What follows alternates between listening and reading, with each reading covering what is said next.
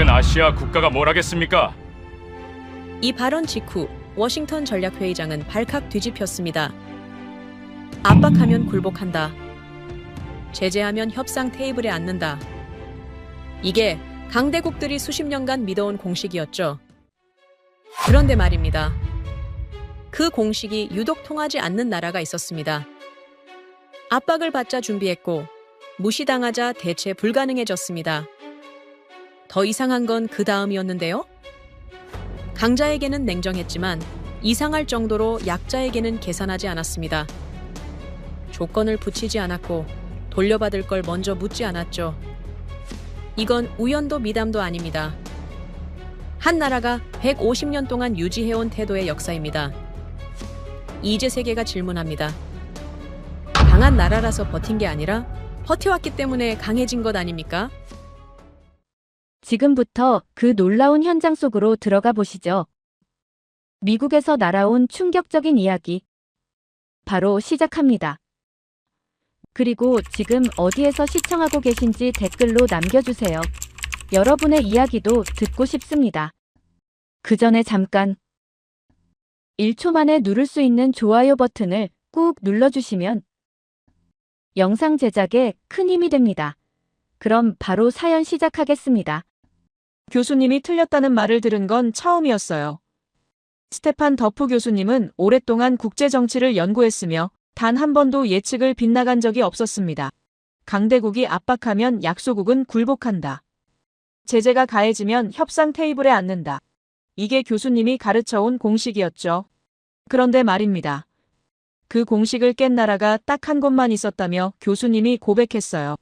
그 나라는 압박해도 양보하지 않았으며 제재해도 오히려 준비를 했고 무시하면 대체 불가능한 위치를 차지해버렸습니다. 곧바로 형광펜을 꺼냈어요. 이건 예외가 아니라 뭔가 완전히 다른 원리가 작동하고 있다는 느낌이 들었기 때문입니다. 그때 교수님이 화면에 태극기를 띄우며 말했을 때 강의실 전체가 숨을 죽였어요. 제 모든 이론을 다시 쓰게 만든 나라라고 했습니다. 안녕하세요. 제 이름은 마린 에일린입니다. 오늘은 특별한 이유로 이 강의실에 앉아 있어요. 지난주 지도 교수님이 추천해 주셨습니다. 스테판 더프 교수의 특별 강의가 있으니 꼭 들어보라고 하셨어요. 더프 교수님은 유엔 사회발전위원회 자문을 맡고 계시며 글로벌 문명사 전문가로 유명한 분입니다. 특히 국가 시스템 변화를 연구하는 분야에서는 세계적 권위자로 알려져 있죠. 강의 제목을 봤을 때 조금 의아했어요. 글로벌 시대의 새로운 사회 유형이라는 제목이었으며 부제는 개념을 다시 쓰는 사회, 통상적 이론을 초과하는 국가라고 적혀 있었습니다. 강의실에는 다양한 국적의 학생들이 모여 있었어요. 유럽계도 보였고 중동계도 있었으며 아시아계 학생들도 꽤 많이 보였습니다. 모두가 노트를 펼치고 교수님을 기다리고 있었죠. 솔직히 처음엔 별 기대가 없었어요. 한국이라는 나라는 아버지가 보잉에서 일하실 때부터 늘 미국의 우방국이자 조력국이라고 배웠습니다. 작지만 빠르게 성장한 나라 정도로 알고 있었어요. 그런데 교수님의 첫 문장부터 뭔가 달랐습니다. 교수님이 질문을 던졌어요. 세계에서 반도체 없이는 인공지능을 돌릴 수 없는 나라가 어디냐고 물었습니다. 학생들이 고개를 갸웃했어요.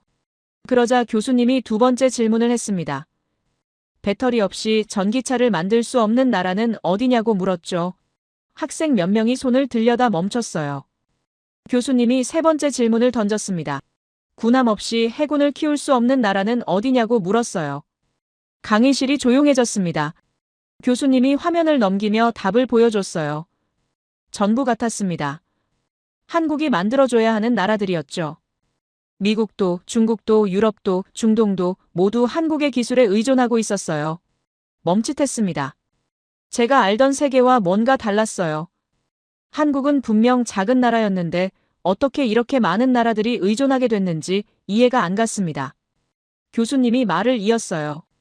이건 단순히 물건을 잘 만든다는 의미가 아니라며 대체 불가능한 위치를 차지했다는 뜻이라고 했습니다. 그때 교수님이 3일 전 이야기를 꺼냈어요. CNN에서 일하는 친구로부터 전화를 받았다고 했습니다. 그 친구 이름은 존슨이며 방산 전문 기자로 20년 넘게 세계 각국의 무기 거래를 취재해온 베테랑이라고 소개했어요. 그런 그가 전화로 말했다고 합니다. 필리핀에서 뭔가 이상한 걸 목격했으며 이건 단순한 무기 판매가 아니라 신뢰를 수출하는 것 같다고 했어요. 필리핀은 오랫동안 미국과 가까운 관계를 유지해왔으며 무기도 주로 미국에서 사왔습니다. 그런데 최근 10년간 필리핀이 한국 무기만 계속 구매하고 있다는 겁니다. 처음엔 FA-50이라는 경전투기를 샀어요. 필리핀은 이 전투기를 12대 샀으며 이게 한국이 해외에 전투기를 판매한 첫 사례였습니다. 그 후 호위함이라는 군함도 여러 척 샀고 경비함도 샀으며 이제는 KF-21이라는 최신 전투기까지 주문했다고 해요. KF-21은 한국이 자체 기술로 개발한 최첨단 전투기입니다. 레이더에 잘 안 잡히며 빠르게 날고 정확하게 목표물을 타격할 수 있는 성능을 가졌어요. 필리핀이 이 전투기를 20대나 주문했다는 겁니다. 교수님이 강조했어요. 이게 전 세계에서 처음이라고 말했습니다. 즉 한국이 만든 최신 전투기를 가장 먼저 사는 나라가 필리핀이라는 뜻이죠. 여기서 의문이 생깁니다. 왜 필리핀은 한국 무기만 계속 사는 걸까요? 미국제 무기가 더 유명하고 검증됐는데 말입니다. 교수님이 존슨 기자의 말을 전했어요. 필리핀 해군 장교들이 말했다고 합니다. 한국은 약속을 지키는 유일한 나라라고 했답니다. 약속을 지킨다는 게 무슨 뜻일까요? 여기서 교수님이 결정적인 사례를 보여줬습니다. 2020년을 기억하시나요? 코로나 팬데믹이 전 세계를 강타했던 해입니다. 당시 모든 나라가 국경을 닫았으며 공장들도 문을 닫았어요. 중국은 도시 전체를 봉쇄했고 유럽은 공장 가동을 멈췄으며 미국도 생산 라인을 중단했습니다. 그때 필리핀은 한국의 호위함을 주문한 상태였어요. 정해진 납품일이 있었죠. 전 세계가 예상했습니다. 한국도 납품을 못할 거라고 생각했어요. 공장이 멈췄고 부품 수급도 막혔으며 사람들도 일을 못하니까요. 그런데 한국은 배를 보냈습니다. 교수님이 숫자를 보여줬어요. 4개월이라고 칠판에 적었습니다. 약속한 날짜보다 4개월이나 일찍 배를 보냈다는 겁니다. 팬데믹 한가운데서 말이죠. 어떻게 가능했을까요? 한국은 전 국민이 마스크를 쓰고 출근했으며 공장은 2교대로 운영했고 식사 시간도 나눠서 진행했다고 해요. 모두가 멈췄을 때 한국만 움직였던 겁니다. 더 놀라운 게 있었어요. 그 배 안에 뭐가 들어있었는지 아시나요? 마스크 수만 장이 들어있었습니다. 손소독제도 있었고 당시 이 물건들은 금보다 귀했습니다. 전 세계에서 구하기 힘든 물건들이었죠. 한국은 이걸 선물로 실어보냈어요. 계약서에 없던 물건들이었습니다. 교수님이 물었어요. 이게 단순한 계약이냐고 물었습니다. 아니면 약속이냐고 되물었죠. 옆자리 학생이 고개를 끄덕이는 게 보였어요. 강의실 분위기가 바뀌고 있었습니다. 교수님이 계속 설명했어요. 필리핀은 그 후로도 한국 무기만 샀다고 합니다. 호위함을 추가로 2척 더 샀고 경비함도 6척 샀으며 초계함이라는 배도 받았어요. 한국은 2배까지 선물로 줬다고 합니다. 중고 배였지만 완전히 수리해서 새 배처럼 만들어 보냈다고 해요. 노트를 펼쳤습니다. 뭔가 정리가 필요했어요. 필리핀이 한국을 믿는 이유가 명확해졌습니다. 약속을 지키니까요. 납기를 지키고 품질을 보장하며 심지어 선물까지 주니까요. 그런데 더 중요한 건 따로 있었어요. 교수님이 말했습니다. 이건 필리핀만의 이야기가 아니라고 했어요. 폴란드도 한국 무기를 대량으로 샀고 말레이시아도 필리핀을 따라하고 있으며 유럽 여러 나라도 한국제를 선택하기 시작했다고 합니다. 왜 그럴까요? 다들 같은 말을 한다고 해요. 한국은 약속을 지킨다고 말입니다. 교수님이 화면을 바꿨어요. 이번엔 반도체 이야기였습니다. 삼성과 SK라는 한국 회사가 세계 메모리, 반도체 시장을 장악하고 있다고 했어요. 중국이 인공지능을 개발하려면 한국산 메모리가 필요하고 미국이 슈퍼컴퓨터를 만들려면 한국산 칩이 필요하며 유럽이 데이터 센터를 지으려면 한국 반도체가 필요하다는 겁니다. 배터리도 마찬가지였어요. LG, 삼성, SK온이라는 한국 회사들이 전기차 배터리를 만드는데 테슬라, 포드, GM 같은 유명 자동차 회사들이 모두 한국산 배터리를 쓴다고 합니다. 한국 배터리 없이는 전기차를 만들 수 없다는 뜻이죠. 조선업도 봤습니다. 한국은 세계에서 가장 큰 배들을 만들며 특히 액화천 연가스를 운반하는 특수한 배는 한국이 거의 독점하고 있다고 해요. 머리가 복잡해졌어요. 제가 알던 한국과 너무 달랐습니다. 조력국이라고 배웠는데 오히려 세계가 한국에 의존하고 있었어요. 교수님이 마지막 슬라이드를 보여줬습니다. 간단한 문장이었어요. 한국은 대체 불가능한 나라가 됐다는 문장이었습니다. 대체 불가능하다는 건 다른 선택지가 없다는 뜻이에요. 한국이 아니면 안 된다는 의미입니다. 강의실이 조용했어요. 다양한 국적의 학생들이 모두 화면을 보고 있었습니다. 교수님이 천천히 말했어요. 여러분은 지금 역사가 바뀌는 순간을 보고 있다고 했습니다. 작은 나라가 세계를 움직이는 방식이 바뀌고 있으며 힘이 아니라 신뢰로 세상을 바꾸는 사례를 목격하고 있다고 말했어요. 그러면서 질문을 던졌습니다. 어떻게 이렇게 됐을까요? 한국은 어떻게 대체 불가능한 나라가 됐을까요? 펜을 들었어요. 다음 이야기가 궁금했습니다. 교수님이 말했어요. 답은 150년 전에 있다고 했습니다. 조선이라는 나라가 한 선택에서 시작됐다고 말했어요. 조선은 한국의 옛 이름이라고 설명했습니다. 그 나라가 강대국 앞에서 한 선택이 지금의 결과를 만들었다고 했어요. 화면이 바뀌었습니다. 1866년 병인양요라는 글자가 떴어요. 이제부터 그 이야기가 시작될 것 같았습니다. 교수님이 휴대폰을 꺼내 들었습니다. 존슨 기자가 보낸 이메일 전문을 보여주겠다고 했어요. 화면에 글자가 떴습니다. 스테판에게 지금 필리핀 해군 부두에 서 있다. 한국 호위함 인수식을 취재 중인데 뭔가 이상하다. 필리핀 장교들 표정이 심상치 않다. 이건 무기를 받는 표정이 아니라 친구를 맞이하는 표정이다. 20년간 방산을 취재했지만 이런 분위기는 처음이다. 존슨이라는 글이 보였어요. 교수님이 설명을 시작했습니다. 존슨이 왜 저렇게 놀랐는지 이해하려면 10년 전으로 거슬러 올라가야 한다고 했어요. 필리핀에는 심각한 문제가 있었습니다. 이슬람 무장 반군과 공산주의 반군이 곳곳에서 테러를 일으키고 있었어요. 7,000개가 넘는 섬으로 이루어진 나라라 반군을 찾아내기도 어려웠고 설령 찾아내도 격퇴할 무기가 없었습니다. 필리핀이 가진 전투기들은 60년대 도입한 골동품 수준이었으며 느리고 무거워서 제대로 작전을 수행하기 힘들었어요. 필리핀 정부는 고민했습니다. 새 전투기가 필요했지만 예산은 부족했고 미국제는 너무 비쌌으며 중국제는 성능을 믿을 수 없었어요. 그때 한 관료가 제안을 했다고 합니다. 한국 무기를 한번 알아보자고 했어요. 교수님이 말했습니다. 이게 모든 시작이었다고 했어요. 필리핀은 FA-50이라는 한국 경전투기를 12대 주문했습니다. 작지만 날쌔고 강력한 전투기였어요. 교수님이 강조했습니다. 이게 한국이 해외에 전투기를 수출한 최초 사례였으며 한국도 실전에서 어떤 성능을 보여줄지 궁금해하던 상황이었다고 해요.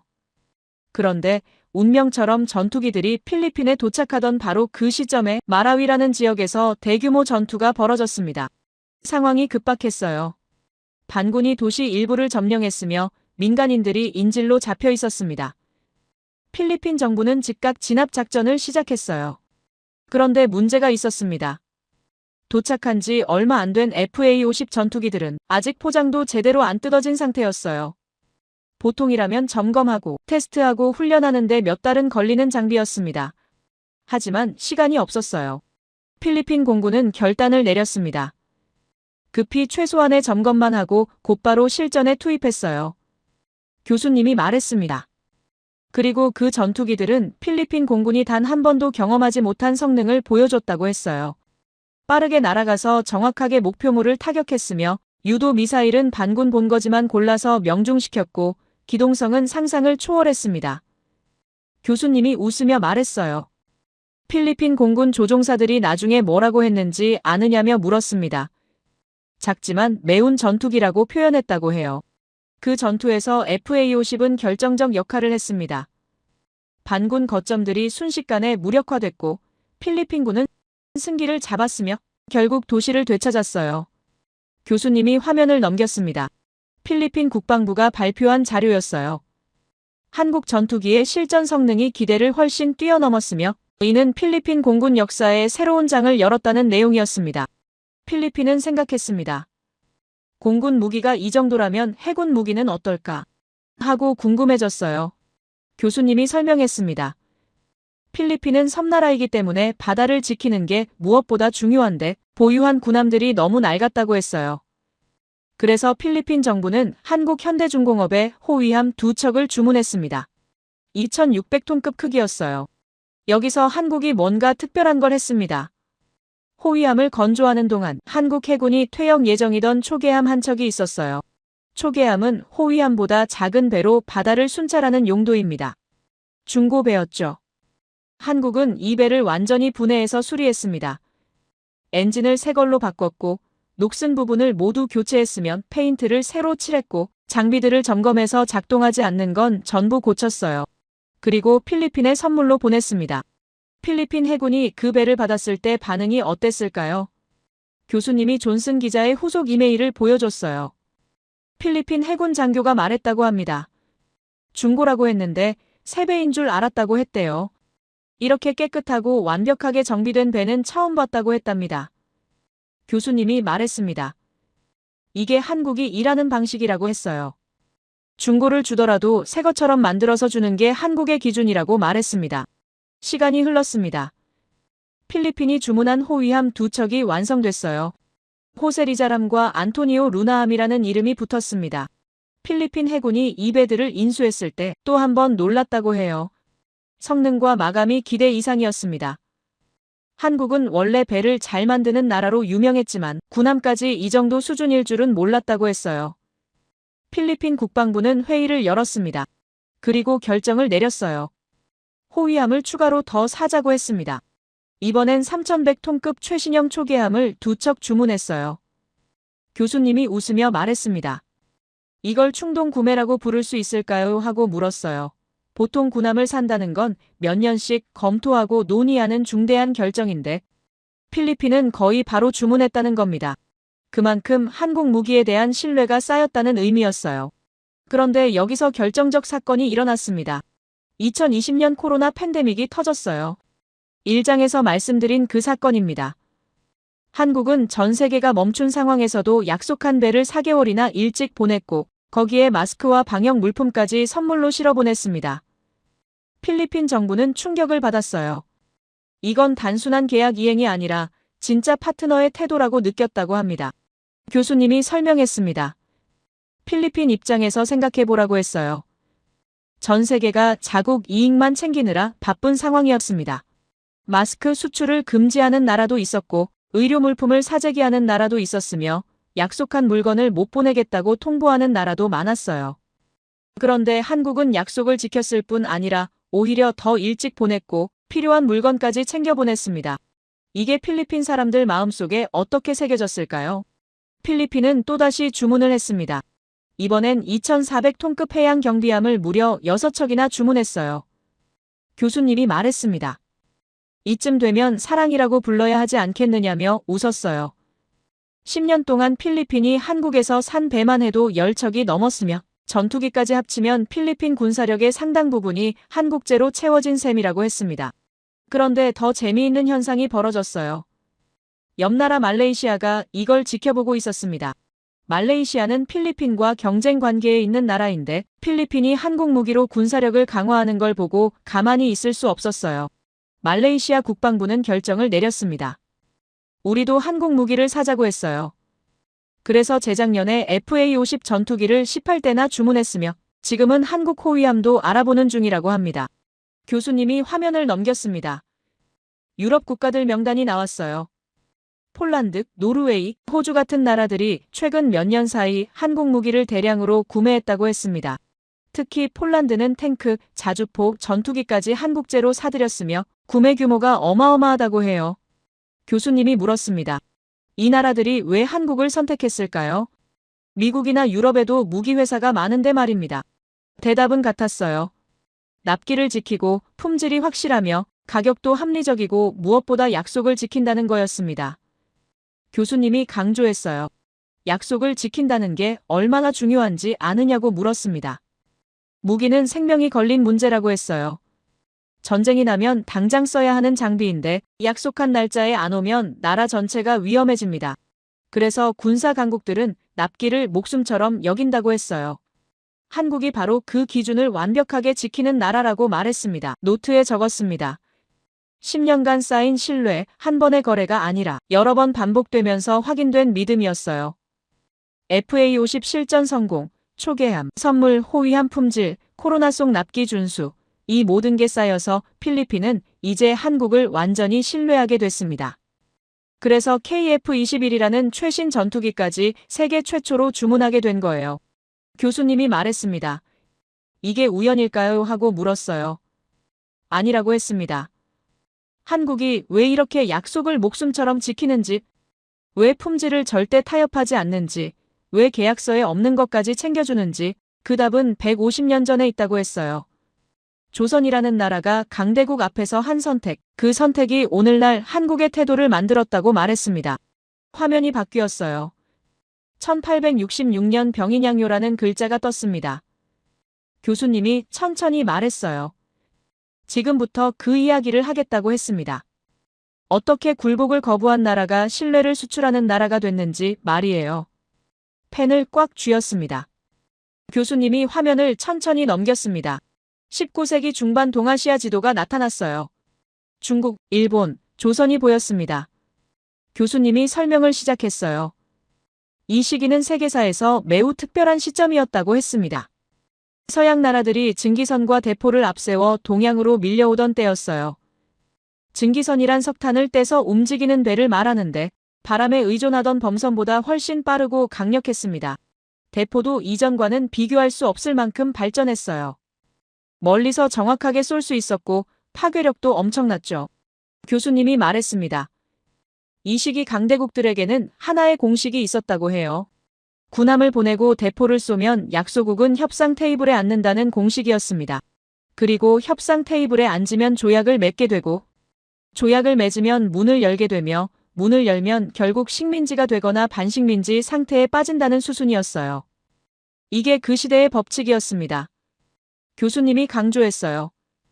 예외가 거의 없었다고 말했습니다. 화면에 중국 지도가 나타났어요. 교수님이 설명했습니다. 1840년 아편전쟁 이후 중국이 어떻게 됐는지 보라고 했어요. 아편전쟁이란 영국이 중국에 아편이라는 마약을 팔려고 일으킨 전쟁인데 영국 군함과 대포 앞에서 중국은 무릎을 꿇었습니다. 난징 조약이라는 걸 맺었어요. 조약이란 두 나라가 약속을 문서로 만드는 건데 중국은 항구를 열어야 했고 홍콩을 내줘야 했으며 막대한 배상금을 물어야 했어요. 이후에도 텐진 조약, 베이징 조약 같은 불평등한 약속들이 계속 이어졌습니다. 일본은 어땠을까요? 교수님이 일본 이야기를 꺼냈어요. 1853년 미국 함대가 일본에 나타났습니다. 검은색으로 칠한 거대한 증기선들이었어요. 일본 사람들은 이 배들을 흑선이라고 불렀습니다. 검은 배라는 뜻이죠. 미국은 일본에게 요구했어요. 항구를 열고 무역을 하자고 했습니다. 거부하면 어떻게 되는지 보여주기 위해 대포를 쏘기도 했어요. 일본은 어떻게 했을까요? 싸우지 않았습니다. 협상 테이블에 앉았어요. 그리고 가나가와 조약이라는 걸 맺었습니다. 일본은 문을 열었고 이후 메이지 유신이라는 개혁을 통해 빠르게 서양 문물을 받아들였어요. 교수님이 말했습니다. 중국도 일본도 같은 선택을 했다고 해요. 강대국의 군사력 앞에서 굴복했고 조약을 맺었으며 체제를 바꿨습니다. 이게 합리적 선택이라고 당시 사람들은 생각했어요. 싸워서 이길 수 없으면 일단 살아남아야 하니까요. 손해를 최소화하는 게 현명하다고 여겼습니다. 교수님이 학생들을 봤어요. 여러분이라면 어떻게 했겠느냐고 물었습니다. 그런데 조선은 달랐습니다. 교수님이 화면을 넘겼어요. 1866년 병인양요라는 글자가 크게 떴습니다. 병인년에 일어난 서양과의 싸움이라는 뜻이에요. 병인년은 우리 전통 방식으로 해를 세는 건데 서양식으로는 1866년입니다. 프랑스 군함이 조선을 공격한 사건이죠. 왜 프랑스가 조선을 공격했을까요? 교수님이 설명했습니다. 조선에서 프랑스 선교사들이 죽는 일이 있었어요. 당시 조선은 천주교를 금지하고 있었는데 몰래 들어온 선교사들을 처벌한 겁니다. 프랑스는 이걸 빌미로 군함을 보냈어요. 프랑스 함대가 강화도를 공격했습니다. 강화도는 서울 근처에 있는 섬이에요. 프랑스는 최신 무기로 무장했고 조선은 화승총과 칼로 맞섰습니다. 화승총이란 심지에 불을 붙여 쏘는 구식총인데 프랑스 소총에 비하면 느리고 사거리도 짧았어요. 군사적으로는 압도적으로 불리했습니다. 프랑스군은 강화도 일부를 점령했고 조선군은 많은 피해를 입었어요. 그런데 여기서 중요한 게 나옵니다. 교수님이 강조했어요. 프랑스가 원한 건 뭐였을까요? 조선을 정복하려던 게 아니었습니다. 그냥 조선을 협상 테이블에 앉히고 싶었던 거예요. 항구를 열게 하고 무역 조약을 맺고 프랑스 선교사들이 자유롭게 활동할 수 있게 만들려던 겁니다. 중국이나 일본처럼 말이죠. 그래서 프랑스는 조선 조정에 사람을 보내 협상을 요구했습니다.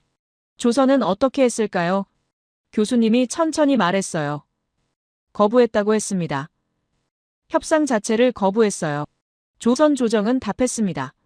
프랑스가 먼저 사과하고 물러가야 한다고 했어요. 우리가 잘못한 게 없는데 왜 협상을 하느냐는 입장이었습니다. 프랑스는 당황했어요.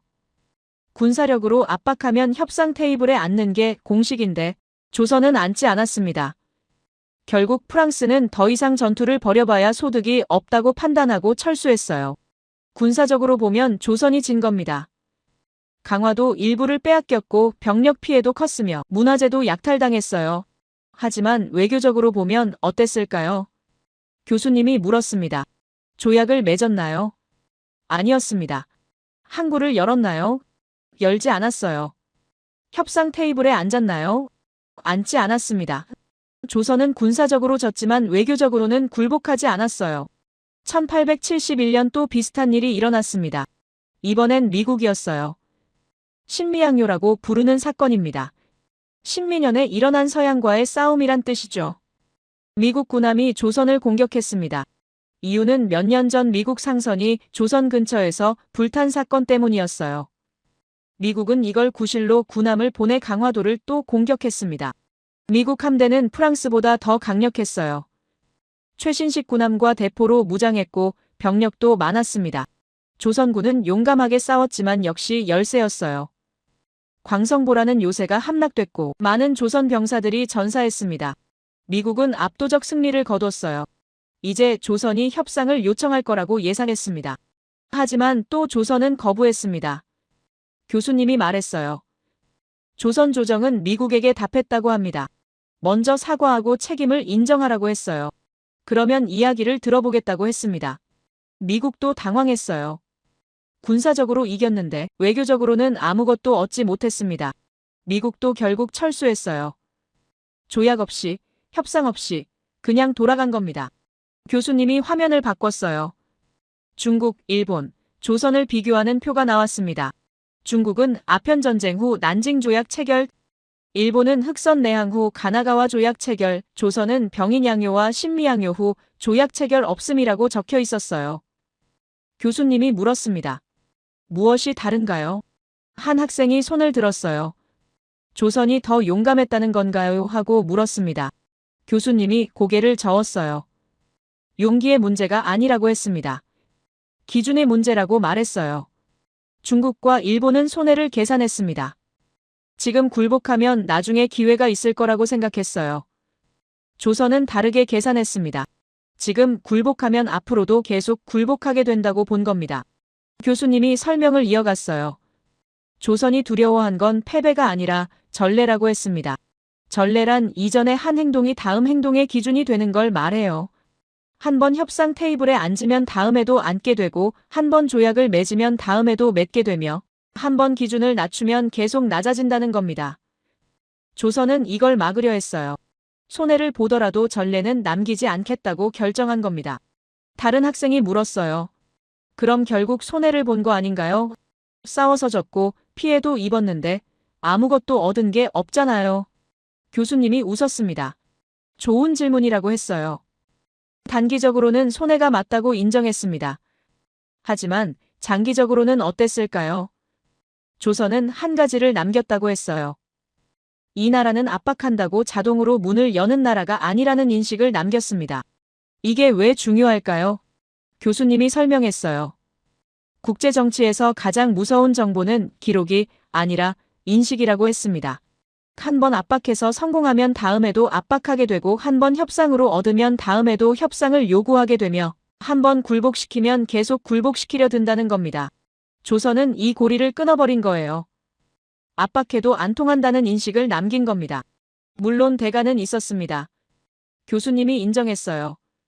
조선은 고립됐고 경제 발전이 늦어졌으며 결국 나중에 더 큰 위기를 맞게 됩니다. 하지만 중요한 건 조선이 선택한 원칙이라고 했어요. 패배는 받아들여도 굴복은 하지 않는다는 원칙, 손해를 감수해도 기준은 지킨다는 원칙, 당장의 이익보다 장기적 정체성을 우선한다는 원칙이었습니다. 교수님이 화면을 넘겼어요. 이 원칙이 왜 지금 중요한지 보여주겠다고 했습니다. 조선이 굴복을 거부했던 그 태도가 150년이 지난 지금 어떤 형태로 남아있는지 말이에요. 필리핀에 배를 보낼 때 한국이 보여준 태도, 약속을 목숨처럼 지키는 태도, 기준을 절대 낮추지 않는 태도, 이게 다 어디서 왔을까요? 교수님이 천천히 말했습니다. 조선은 군사적으로 약했지만 정신적으로는 굴복하지 않았다고 했어요. 그 정신이 후손들에게 전해졌고 시간이 흘러 민족의 성격이 됐으면 다시 시간이 흘러 사회 시스템이 됐고 결국 오늘날 한국이라는 나라의 행동 방식이 됐다는 겁니다. 굴복을 거부하던 나라가 약속을 지키는 나라가 된 거죠. 노트에 적었습니다. 패배는 일시적이지만 굴복은 영구적이다. 기준을 지키는 게 생존이다. 손해를 감수해도 전례는 남기지 않는다. 이 문장들이 머릿속에 새겨졌어요. 교수님이 말했습니다. 다음 시간에는 이 태도가 어떻게 현대 한국의 시스템으로 진화했는지 보겠다고 했어요. 화면이 꺼졌습니다. 강의실이 조용했어요. 모두가 생각에 잠긴 것 같았습니다. 교수님이 다음 화면을 넘겼습니다. 조선의 태도와 현대 한국의 시스템을 비교하는 표가 나타났어요.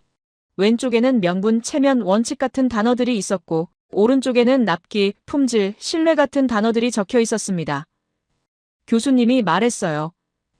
이 둘이 어떻게 연결되는지 보겠다고 했습니다. 조선시대 사람들에게 명분이란 무엇이었을까요? 교수님이 설명했어요. 단순히 체면을 차리는 게 아니라 지켜야 할 기준이었다고 합니다.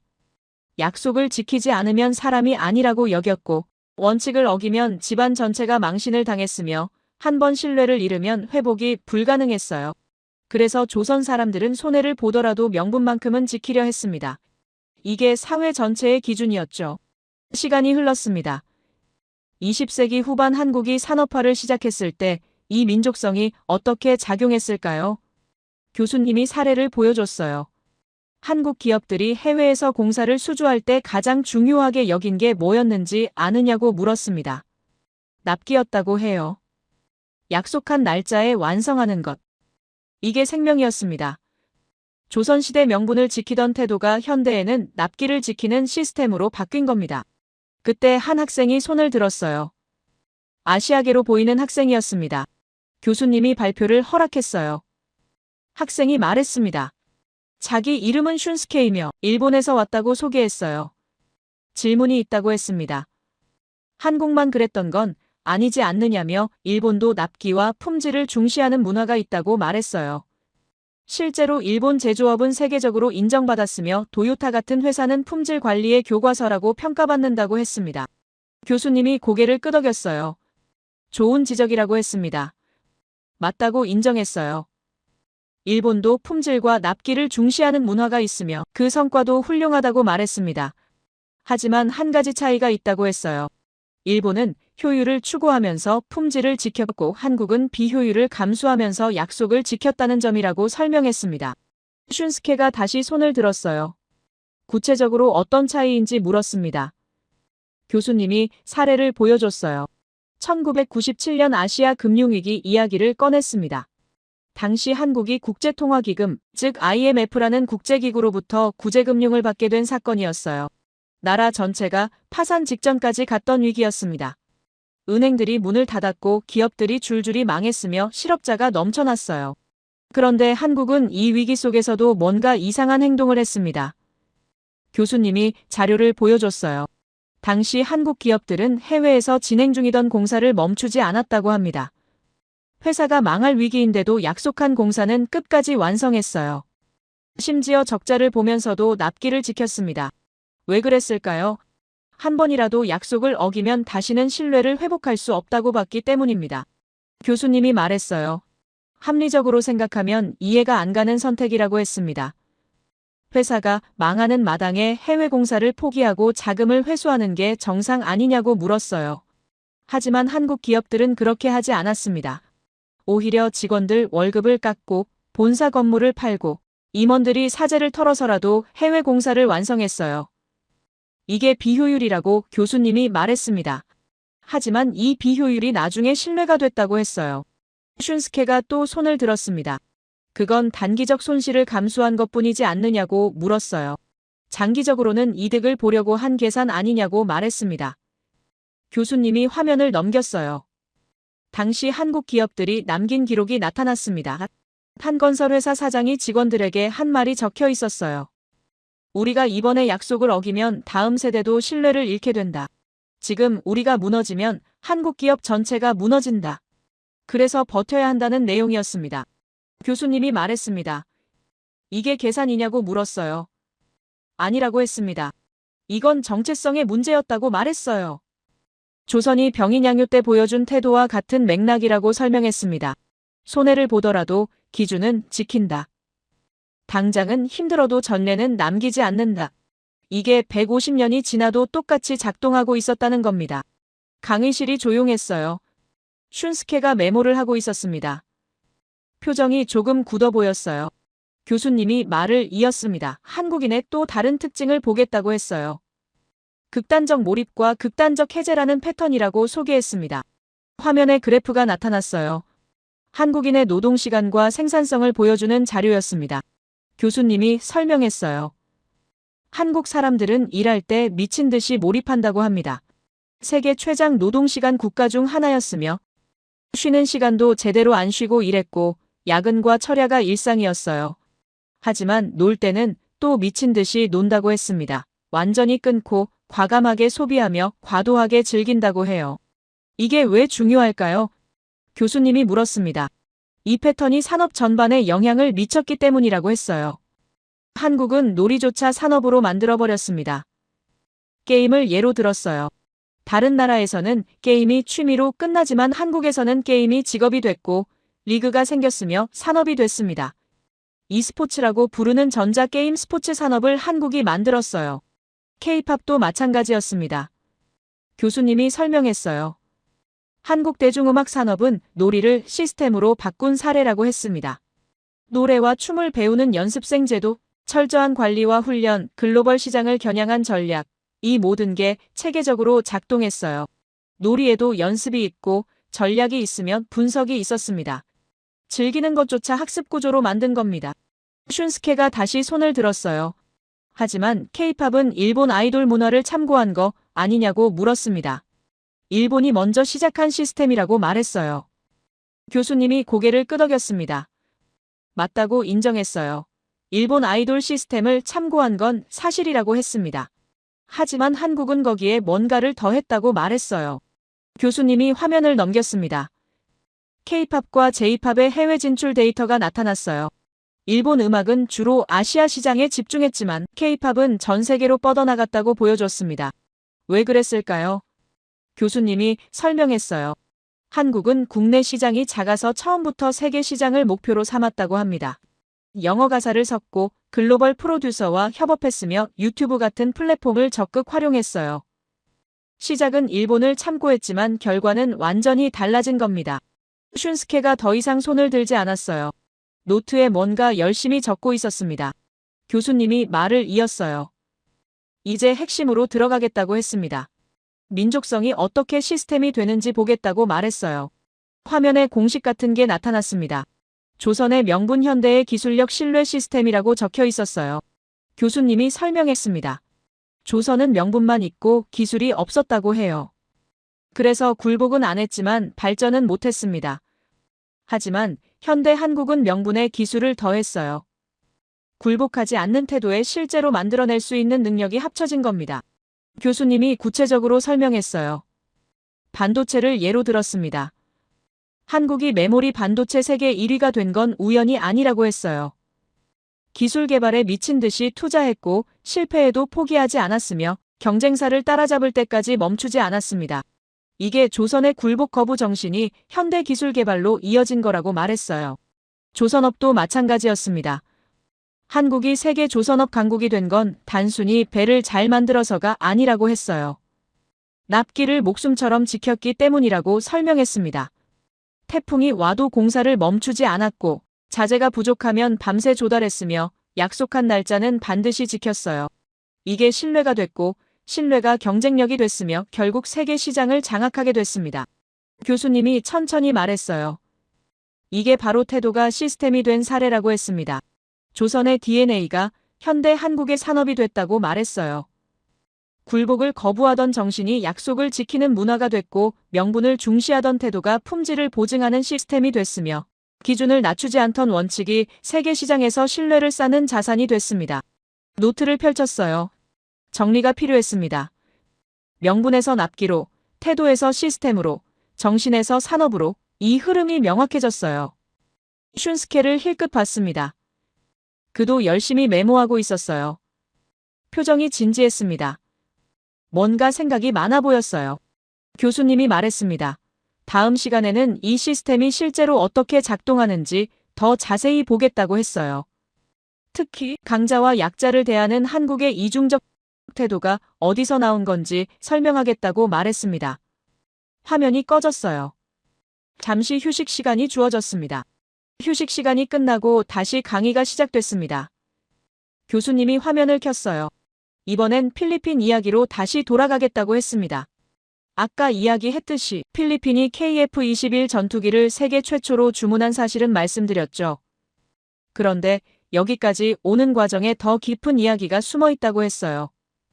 단순히 무기를 잘 만들어서가 아니라는 겁니다. 교수님이 존슨 기자의 추가 보고서를 보여줬습니다. 필리핀 국방부 관계자와 인터뷰한 내용이었어요. 그 관계자가 말했다고 합니다. 한국 무기의 장점은 3가지라고 했대요. 첫째는 실전 검증이 됐다는 점, 둘째는 빠른 납품, 셋째는 합리적 가격이라고 말했습니다. 하지만 가장 중요한 건 따로 있었어요. 신뢰라고 했답니다. 아까 이야기했듯이 FA-50 전투기가 마라위 전투에서 보여준 성능은 필리핀에게 충격이었습니다. 그런데 교수님이 더 자세히 설명해 주셨어요. 당시 필리핀 공군 조종사들이 놀란 건 단순히 성능만이 아니었다고 합니다. 정비가 쉬웠고 부품 수급이 빨랐으며 한국 기술진이 현장에 와서 직접 교육까지 해줬다는 겁니다. 무기를 파는 게 아니라 파트너가 되어준 거죠. 교수님이 말했습니다. 이게 한국 방식이라고 했어요. 물건만 팔고 끝나는 게 아니라 그 이후까지 책임진다는 겁니다. 필리핀 입장에서 생각해보라고 했어요. 전투기를 샀는데 고장나면 어떻게 해야 할까요? 부품을 주문하고 기다려야 합니다. 보통은 몇 달씩 걸려요. 그런데 한국은 달랐습니다. 부품을 미리 필리핀에 비축해놨고 기술진을 상주시켰으며 문제가 생기면 즉시 해결했어요. 이게 신뢰가 된 겁니다. 그래서 필리핀은 호위함을 추가로 주문했습니다. 아까 이야기했듯이 처음엔 2척을 샀죠. 호세 리자람과 안토니오 루나함이었어요. 그런데 이 배들을 받아보고 나서 필리핀 해군은 확신을 갖게 됐습니다. 교수님이 자료를 보여줬어요. 필리핀 해군이 작성한 평가서였습니다. 예상을 훨씬 뛰어넘는 성능이며 마감 품질이 완벽하고 승무원 교육까지 철저했다는 내용이었어요. 필리핀은 결정을 내렸습니다. 3100톤급 최신형 초계함을 2척 더 주문했어요. 교수님이 웃으며 말했습니다. 이걸 충동 구매라고 불러야 할지 모르겠다고 했어요. 보통 군함을 구매하는 건 몇 년씩 논의하고 검토하는 중대한 결정인데 필리핀은 거의 즉시 주문했다는 겁니다. 그만큼 신뢰가 쌓였다는 의미죠. 여기서 교수님이 중요한 점을 짚었습니다. 이 신뢰는 어디서 나온 걸까요? 단순히 성능이 좋아서일까요? 아니라고 했어요. 한국이라는 나라가 가진 근본적인 태도에서 나왔다고 설명했습니다. 교수님이 천천히 말했어요. 세계 대부분의 나라가 망하면 안 된다는 생각을 갖고 있다고 했습니다. 기술이 무너지면 안 되고 꾸준히 성장해야 한다는 마음 말이에요. 이건 당연한 겁니다. 그런데 이 생각의 뿌리가 한국에서 특히 깊다고 했어요. 왜 그럴까요? 교수님이 설명했습니다. 한국은 지정학적 리스크를 안고 살아왔다고 해요. 지정학적 리스크란 지리적 위치 때문에 생기는 위험을 말하는데 한국은 중국, 러시아, 일본 같은 강대국들 사이에 끼어 있습니다. 역사적으로 수없이 침략을 받았고 전쟁을 겪었으며 분단까지도 했어요. 언제든 위기가 올 수 있는 환경이죠. 그런 환경에서 살아남으려면 어떻게 해야 할까요? 교수님이 물었습니다. 강해져야 합니다. 무너지면 안 됩니다. 한번 뒤처지면 다시 따라잡기 어렵다는 걸 뼈저리게 알고 있어요. 그래서 한국 사람들은 위기가 오면 더욱 강해지고 힘이 배가 되는 민족이 됐다고 말했습니다. 이게 조상들의 정신이라고 했어요. 병인양요와 신미양요 때 보여준 그 굴복하지 않는 정신, IMF 위기 때 보여준 그 끝까지 약속을 지키는 정신, 이 모든 게 이어져 내려온 겁니다. 교수님이 강조했어요. 위기를 기회로 만드는 능력이 한국의 특징이라고 했습니다. 코로나 팬데믹을 다시 생각해보라고 했어요. 전 세계가 멈췄을 때 한국은 어떻게 했나요? 멈추지 않았습니다. 오히려 더 빠르게 움직였어요. 마스크를 쓰고 출근했고 공장을 2교대로 돌렸으며 약속한 배를 4개월이나 일찍 보냈습니다. 이게 바로 위기 속에서 더 강해지는 모습이죠. 그런데 더 중요한 게 있습니다. 교수님이 말했어요. 이런 나라가 다른 나라를 위해 진심을 다했다는 점이라고 했습니다. 필리핀은 한국에게 그저 고객이 아니었어요. 우리라는 마음으로 대했습니다. 아까 이야기했듯이 마스크와 방역 물품을 선물로 보낸 것도 그렇고 중고 초계함을 새 배처럼 만들어준 것도 그렇고 기술진을 상주시켜 교육한 것도 다 같은 맥락입니다. 남을 돕는 게 아니라 함께 가자는 태도였어요. 필리핀 사람들이 이걸 느꼈습니다. 교수님이 존슨 기자의 또 다른 인터뷰를 보여줬어요. 필리핀 해군 장교가 말했다고 합니다. 미국은 무기를 팔고 중국은 영향력을 사지만 한국은 파트너가 된다고 했대요. 이 한 문장이 모든 걸 설명한다고 교수님이 말했습니다. 그래서 필리핀은 계속 주문했어요. 2,400톤급 해양 경비함을 6척이나 샀습니다. 여기에 추가로 3,200톤급 호위함도 2척 더 주문했어요. 10년 동안 필리핀이 한국에서 산 배만 해도 10척이 넘습니다. 이쯤 되면 사랑이라고 불러야 한다고 교수님이 웃으며 말했어요. 처음 만남은 호기심이었지만 이제는 신뢰로 굳어진 관계라고 설명했습니다. 그런데 재미있는 현상이 벌어졌어요. 교수님이 화면을 넘겼습니다. 말레이시아 국기가 나타났어요. 말레이시아는 필리핀과 경쟁 관계에 있는 나라입니다. 영토 분쟁도 있고 군사력 경쟁도 하고 있어요. 말레이시아가 필리핀의 군사력 증강을 가만히 지켜보고만 있을 수 없었습니다. 특히 한국제 무기로 필리핀이 강해지는 걸 보고 자극을 받았어요. 말레이시아 국방부가 움직였습니다. 교수님이 자료를 보여줬어요. 재작년에 말레이시아가 FA-50 전투기를 18대나 주문했다고 합니다. 필리핀이 12대 샀으니까 그보다 더 많이 산 거죠. 그리고 지금은 한국 호위함도 알아보는 중이라고 해요. 왜 한국 무기를 선택했을까요? 필리핀이 증명해줬기 때문입니다. 실전에서 작동하고 납기를 지키며 신뢰할 수 있다는 걸 필리핀이 보여준 겁니다. 교수님이 말했습니다. 이게 바로 신뢰가 입소문이 되는 순간이라고 했어요. 한 나라가 만족하면 옆 나라도 따라한다는 겁니다. 광고가 필요 없어요. 실제 사용자가 증명해주니까요. 말레이시아뿐만이 아니라고 했습니다. 인도네시아도 관심을 보이고 있고 태국도 알아보는 중이며 베트남도 문의를 했다고 해요. 동남아시아 전체로 퍼지고 있는 겁니다. 그런데 더 놀라운 건 유럽이라고 교수님이 말했어요. 화면에 폴란드 국기가 나타났습니다. 폴란드는 유럽 국가예요. 역사적으로 유럽제나 미국제 무기를 써왔습니다. 그런 폴란드가 최근 한국 무기를 대량으로 구매했다고 해요. K2 전차, K9 자주포, FA-50 전투기까지 샀습니다. 구매 규모가 어마어마하다고 했어요. 왜 폴란드가 한국을 선택했을까요? 교수님이 설명했습니다. 우크라이나 전쟁 때문이라고 해요. 전쟁이 터지고 나서 유럽 국가들이 깨달았습니다. 무기가 당장 필요한데 유럽 회사들은 생산 속도가 느리다는 걸 알게 됐어요. 미국제는 비싸고 납기가 오래 걸립니다. 그런데 한국은 빠르게 생산하고 빠르게 납품하며 가격도 합리적이었어요. 게다가 품질도 보증됐습니다. 폴란드 국방부가 결정을 내렸습니다. 한국 무기로 군대를 재편하기로 한 거예요. 교수님이 말했습니다. 이건 엄청난 의미가 있다고 했어요. 유럽 국가가 아시아 국가의 무기로 군대를 바꾼다는 건 과거에는 상상도 못할 일이었습니다. 그런데 지금은 현실이 됐어요. 노르웨이도 한국 방공 시스템을 샀고 호주도 한국과 함께 군함을 개발하고 있으며 영국까지 한국 기술에 관심을 보이고 있다고 합니다. 교수님이 화면을 바꿨어요. 세계 지도에 점들이 찍혀 있었습니다. 한국 무기를 구매한 나라들이었어요. 필리핀, 말레이시아, 폴란드, 노르웨이, 호주, 이집트, 터키, 페루까지 점들이 계속 늘어나고 있었습니다. 교수님이 천천히 말했어요. 이게 우연일까요? 아니라고 했습니다. 조선의 DNA가 2020년 팬데믹에서 꽃을 피웠다고 말했습니다. 150년 전 조선은 굴복하지 않았습니다. 손해를 봐도 원칙을 지켰어요. 그 정신이 후손들에게 전해졌고 현대에는 약속을 지키는 문화가 됐으며 위기 속에서도 납기를 사수하는 시스템이 됐습니다. 그리고 그 시스템이 전 세계에 신뢰로 퍼지고 있어요. 필리핀에서 시작된 신뢰가 동남아시아로 퍼졌고 유럽까지 건너갔으며 이제는 전 세계가 한국을 주목하고 있습니다. 교수님이 말했습니다. 이게 바로 약속의 실체라고 했어요. 한국이 파는 건 무기가 아니라 신뢰라고 말했습니다. 그 신뢰는 150년 전 조선의 선택에서 시작됐고 수많은 위기를 거치며 더욱 단단해졌으며 결국 오늘날 세계가 인정하는 힘이 됐다고 설명했어요. 노트에 적었습니다.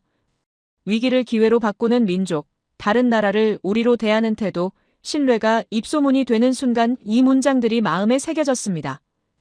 교수님이 다음 이야기를 예고했어요. 이제 한국이 강자와 약자를 어떻게 다르게 대하는지 보겠다고 했습니다. 화면이 꺼졌어요. 잠시 숨을 고르는 시간이었습니다. 교수님이 새로운 화면을 띄웠습니다. 제목이 흥미로웠어요. 한국의 이중 전략이라고 적혀 있었습니다. 교수님이 말했어요. 지금까지 한국이 필리핀 같은 나라들과 어떻게 신뢰를 쌓았는지 봤다고 했습니다. 그런데 한국에게는 또 다른 특징이 있다고 해요. 강대국을 대하는 태도와 약소국을 대하는 태도가 완전히 다르다는 겁니다. 화면이 둘로 나뉘었어요. 왼쪽에는 미국, 중국, 일본 같은 강대국들이 있었고 오른쪽에는 동남아시아, 아프리카, 중남미 국가들이 있었습니다. 교수님이 설명을 시작했어요. 한국은 강대국 앞에서 고개를 숙이지 않는다고 했습니다. 협상은 하지만 굴복하지 않으며 거래는 하지만 기준을 넘기지 않고 압박을 받으면 시간을 벌어 준비한다고 말했어요. 이게 조선시대부터 내려온 태도라고 했습니다. 그런데 약소국에게는 완전히 다르게 행동한다고 해요. 계산 없이 돕고 조건을 최소화하며 심지어 무상으로 지원하는 경우도 많다고 합니다. 교수님이 구체적 사례를 보여줬어요. 한국국제협력단이라는 기관이 있다고 소개했습니다. 이 기관은 개발도상국을 돕는 일을 하는데 무상원조를 한다고 해요. 무상원조란 돈을 돌려받지 않고 그냥 주는 지원을 말합니다. 화면에 숫자들이 나타났어요. 한국이 아프리카에 식수시설을 지어줬고 동남아시아에 학교를 세워줬으며 중남미의 농업기술을 전수해줬다는 내용이었습니다. 교수님이 강조했어요. 여기에 군사 조건도 없고 외교 조건도 없으며 경제적 대가도 요구하지 않았다고 말했습니다. 그냥 돕는 겁니다. 한 학생이 손을 들었어요. 유럽계로 보이는 학생이었습니다. 질문이 있다고 했어요. 그건 결국 손해 아니냐고 물었습니다. 돈을 쓰는데 돌아오는 게 없으면 낭비라고 생각할 수 있지 않느냐고 말했어요. 교수님이 고개를 끄덕였습니다. 좋은 질문이라고 했어요. 단기적으로 보면 손해가 맞다고 인정했습니다.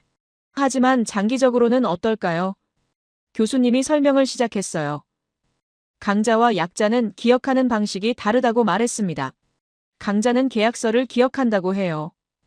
얼마를 줬고 얼마를 받았는지, 조건이 뭐였고 이행했는지 이런 걸 따지는 겁니다. 하지만 약자는 태도를 기억한다고 했어요. 어떻게 대해줬는지, 어떤 마음으로 도왔는지 이게 기억에 남는다는 겁니다. 교수님이 사례를 보여줬습니다. 한국이 동티모르, 레바논, 남수단의 평화유지군을 파병했다고 해요. 평화유지군이란 전쟁이 끝난 지역에 가서 평화를 지키는 군대를 말하는데 한국군이 그곳에서 뭘 했는지 아느냐고 물었습니다. 싸우지 않았다고 해요. 대신 도로를 건설했고 병원을 운영했으며 학교를 지었고 정수시설을 설치했다고 합니다. 이게 왜 중요할까요? 교수님이 설명했어요. 다른 나라 평화유지군은 주로 치안 유지에만 집중한다고 합니다. 총을 들고 순찰하고 분쟁을 막고 질서를 지키는 게 임무죠. 하지만 한국군은 그 이상을 했다고 해요. 현지 사람들의 삶을 실제로 개선했습니다. 그래서 현지 평가가 매우 높다고 했어요. 한국군이 떠날 때 주민들이 울면서 배웅했다는 이야기도 있다고 합니다. 교수님이 천천히 말했습니다. 이게 바로 한국이 약자를 대하는 방식이라고 했어요. 계산하지 않고 진심으로 돕고 우리라는 마음으로 대한다는 겁니다. 이게 어디서 나온 걸까요? 교수님이 설명했어요. 한국도 과거에 약자였다는 걸 기억하기 때문이라고 합니다. 화면에 오래된 사진이 나타났어요. 1950년대 한국 모습이었습니다. 교수님이 설명했어요.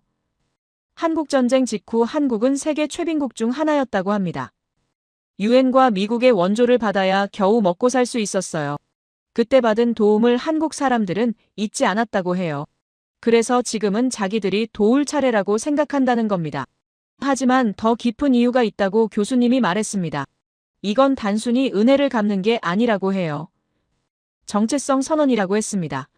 무슨 뜻일까요? 한국은 강대국처럼 행동하지 않겠다는 선언이라고 설명했어요. 강자는 힘으로 약자를 누르지만 한국은 그렇게 하지 않겠다는 겁니다.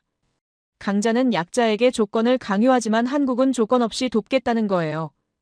이게 한국의 정체성이라고 말했습니다. 교수님이 강조했어요.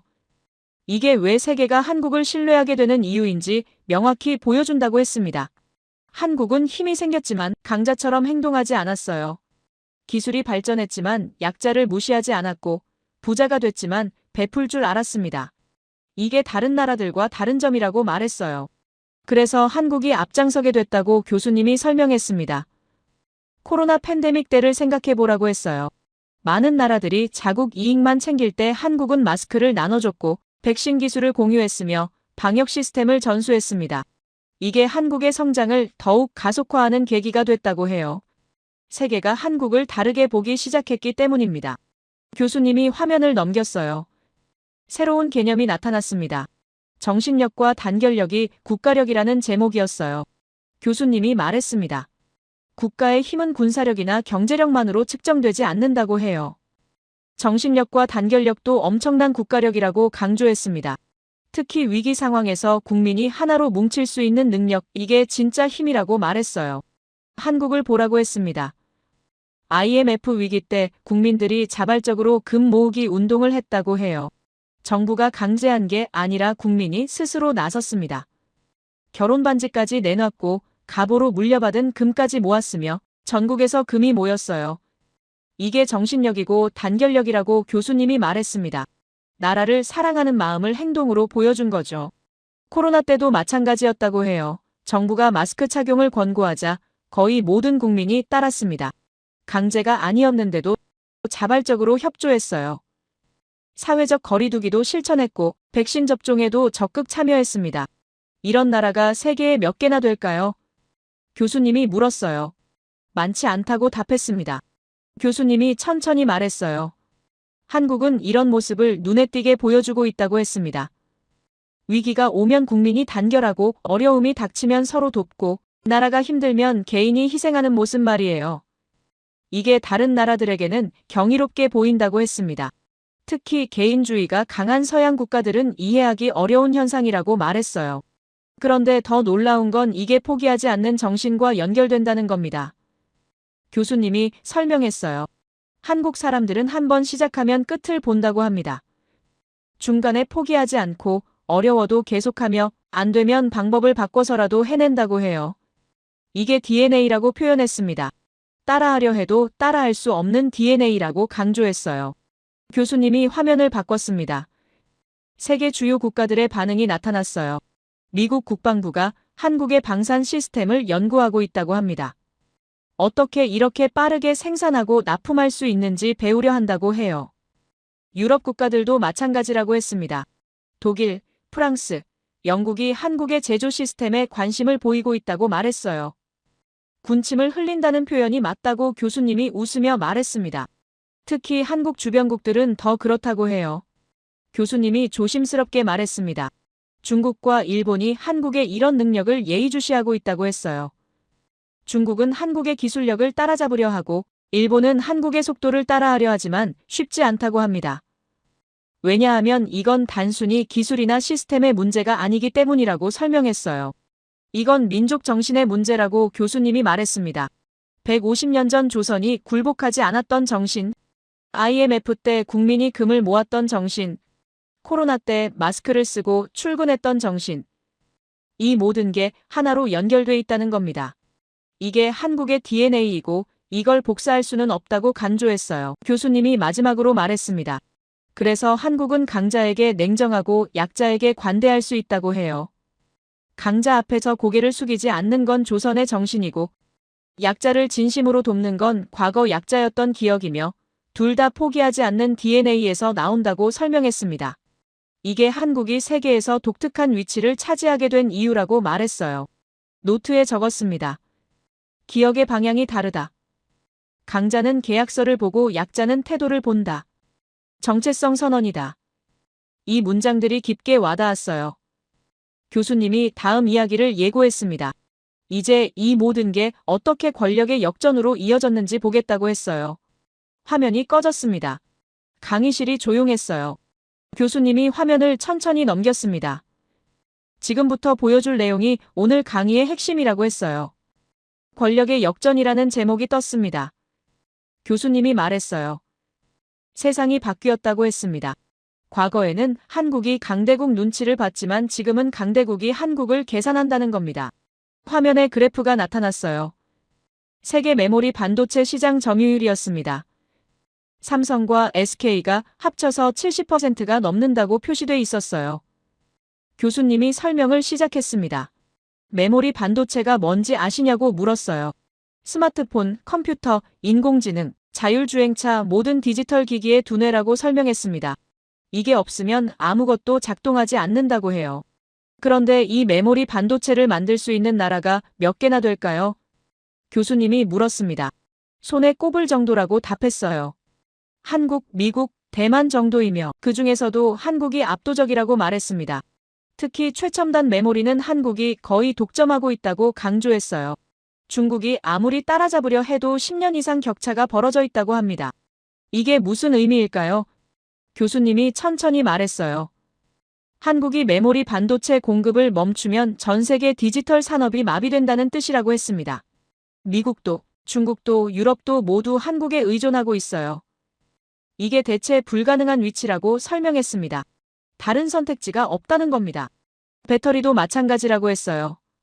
화면에 전기차 배터리 시장 점유율이 나타났습니다. LG, 삼성, SK온이 합쳐서 세계 시장 3분의 1 이상을 차지하고 있었어요. 교수님이 말했습니다.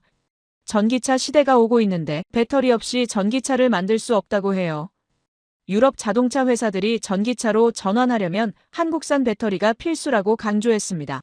조선업은 더 압도적이었어요. 화면에 세계 조선업 수주량이 나타났습니다. 한국이 절반 가까이를 차지하고 있었어요. 특히 액화천 연가스 운반선은 한국이 90% 이상 독점하고 있다고 했습니다.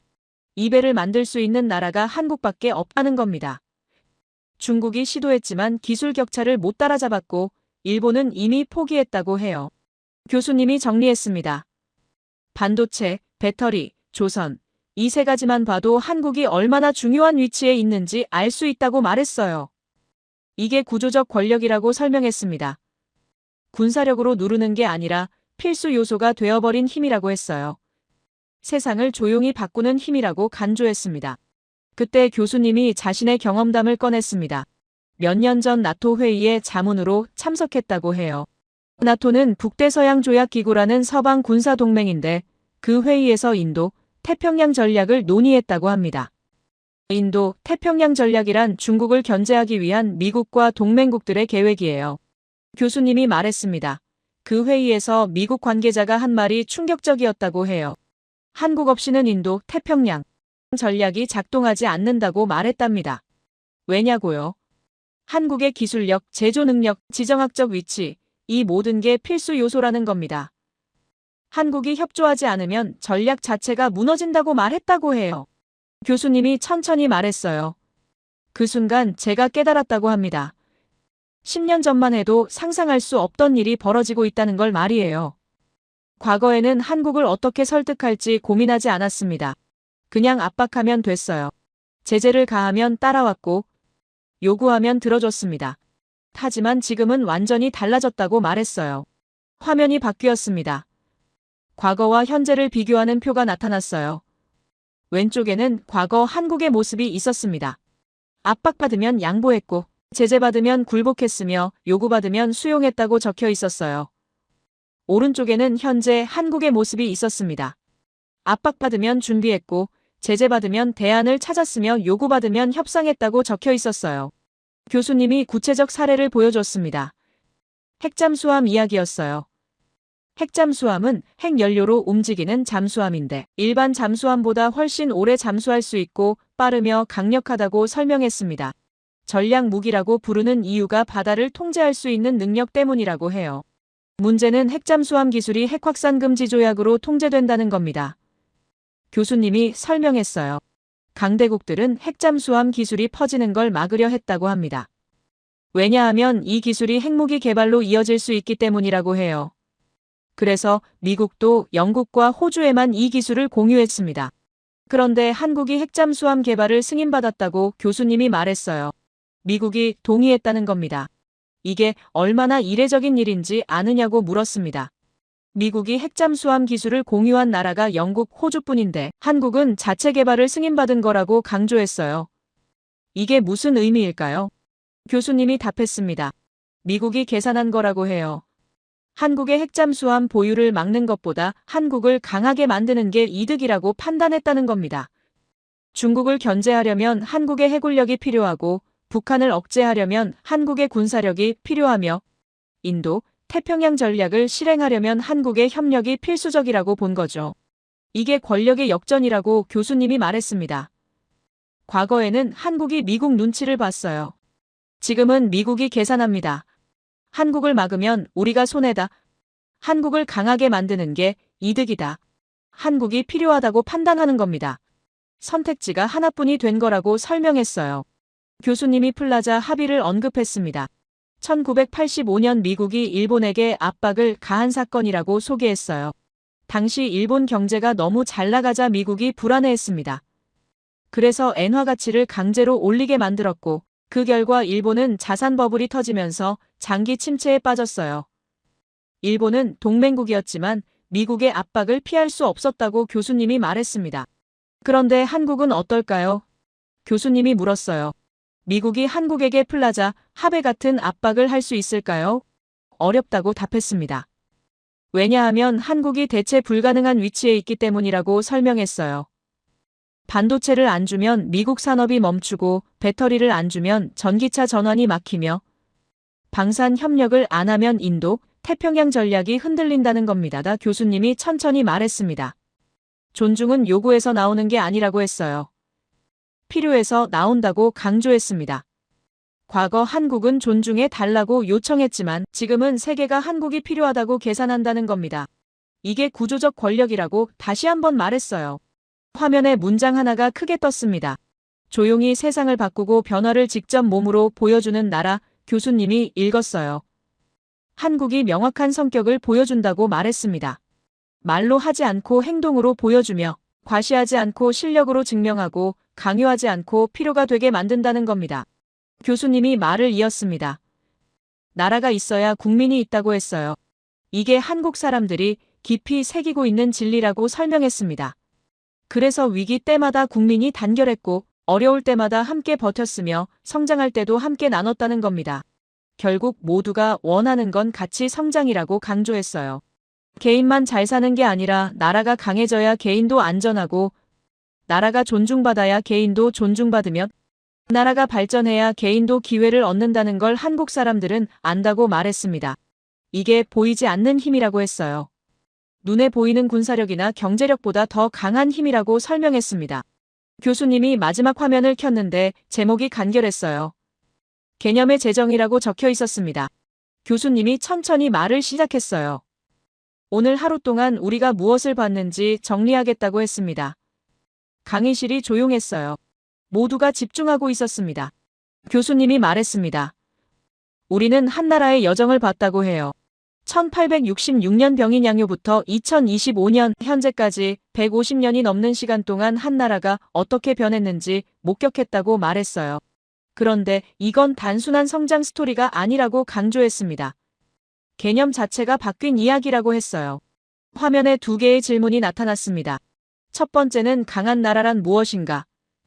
두 번째는 어떻게 세계를 움직이는가였어요. 교수님이 설명했습니다. 전통적으로 강한 나라는 군사력이 센 나라를 의미했다고 해요. 병력이 많고 무기가 좋고 영토가 넓은 나라 말이죠. 세계를 움직이는 방법도 명확했습니다. 힘으로 누르고 위협하고 강요하는 거였어요. 그런데 한국은 이 공식을 따르지 않았다고 말했습니다. 군사력으로 세계를 누르지 않았고 위협으로 다른 나라를 굴복시키지 않았으며 강요로 질서를 만들지 않았어요. 대신 뭘 했을까요? 교수님이 천천히 답했습니다. 필요가 됐다고 했어요. 세계가 한국을 필요로 하게 만들었다는 겁니다. 교수님이 마지막 문장을 천천히 읽었어요. 한국은 강대국이 이긴 나라가 아니다. 강대국이 함부로 할 수 없게 만든 나라다. 이게 제가 내린 정의라고 말했습니다. 굴복하지 않기 위해 준비했고, 준비했기에 굴복할 필요가 없어졌으며, 버티기 위해 시스템을 만들었고, 시스템이 있기에 버틸 필요가 없어졌으며 존중받기 위해 필수가 됐고 필수가 되니 존중받게 됐다는 겁니다. 노트를 덮었습니다. 창밖을 다시 봤어요. 밤하늘에 별이 하나둘 나타나기 시작했습니다. 생각이 정리됐어요. 오늘 배운 건 단순히 한국이라는 나라의 역사가 아니었습니다. 세상을 바꾸는 새로운 방법이었어요. 힘이 아니라 신뢰로, 강요가 아니라 필요로, 지배가 아니라 파트너십으로 움직이는 방법 말이죠. 별이 더 많이 보이기 시작했어요. 밤하늘이 아름다웠습니다. 노트를 가방에 넣었어요. 일어서서 걷기 시작했습니다. 기숙사로 돌아가는 길이었어요. 오늘 하루가 제 인생을 바꿔놓은 것 같았습니다. 한국이라는 나라를 새롭게 알게 됐고 세상을 보는 시각이 완전히 달라졌으며 강한 나라의 의미를 다시 정의하게 됐습니다. 제 이야기를 끝까지 들어주셔서 감사합니다. 모두 안녕히 계세요. 오늘의 사연 어떻게 들으셨나요? 누군가는 한나라의 성공 이야기로 들렸을 수도 있고 누군가는 역사 수업처럼 느껴졌을지도 모르겠습니다. 하지만 가만히 들여다보면 이 이야기는 특정 국가의 자랑이라기보다 사람과 사회가 어떤 태도로 살아왔는지에 대한 기록처럼 보이기도 합니다. 힘이 없을 때 어떤 선택을 했는지, 유리하지 않을 때도 기준을 지켰는지, 당장 손해를 보더라도 쉽게 넘기지 않은 것이 무엇이었는지, 그런 선택들이 쌓여서 결국 오늘의 모습을 만들었다는 점이 인상 깊었습니다. 특별한 영웅이 등장하지 않아도 극적인 기적이 없어도 하루하루 반복된 태도가 시간이 지나 하나의 힘이 될 수 있다는 점, 그리고 그 힘은 소리 높여 주장하지 않아도 조용히 주변을 바꾸고 있었다는 사실이 오래 남습니다. 이 이야기를 듣고 나면 자연스럽게 이런 생각도 들지요. 과연 강함이란 무엇일까? 이기는 것일까? 버티는 것일까? 아니면 끝까지 바꾸지 않은 기준 그 자체일까 하고 말입니다. 정답은 아마 하나가 아닐 겁니다. 누군가에게는 여전히 미완의 이야기일 수도 있고 또 누군가에게는 이제 막 시작된 질문일 수도 있겠지요. 그래서 이 사연의 끝은 굳이 닿지 않으려고 합니다. 이 이야기를 어떻게 받아들이셨는지, 어떤 장면이 가장 마음에 남았는지 여러분의 생각을 아래 댓글에 남겨주세요. 그리고 감동적인 사연을 주변 사람들과 공유하고 함께 이야기 나눠보세요. 마지막으로 1초밖에 걸리지 않는 구독과 좋아요, 알림 설정은 영상 제작에 큰 힘이 됩니다. 지금까지 감동을 담아 여러분께 진심을 전하는 감동담기였습니다. 오늘 하루도 행복한 하루 보내세요.